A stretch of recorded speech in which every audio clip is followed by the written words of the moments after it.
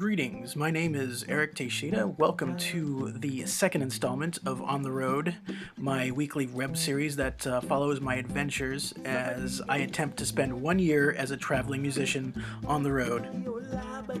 This week I arrived at my first destination in Central Texas. After spending a few days with some old friends, Coley Ramage, Chris Griffin, and John Butler, I made my way to the Sherwood Renaissance Fair, an hour outside of Austin, Texas. For those who don't already know, I've spent the last 8 years learning to play oud, and the oud is a chordophone, which is just means it has strings. It's kind of like a guitar. There's no frets, and it's perfect for playing Renaissance fairs and for belly dance parties, as you'll probably see in the future.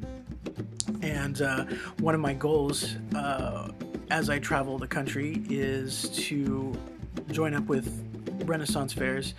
They're a great way to have a place to stay during the week and make a little money playing on weekends. And it's also a lot of fun. I have a lot of friends that have been playing there.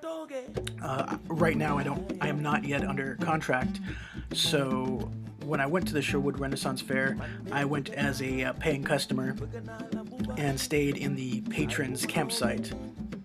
So the first morning, it was a Sunday, I dressed up in costume and went to see what happens. And luckily, as I was walking through the site, I ran into some old friends, Michelle Alani, Manavazi,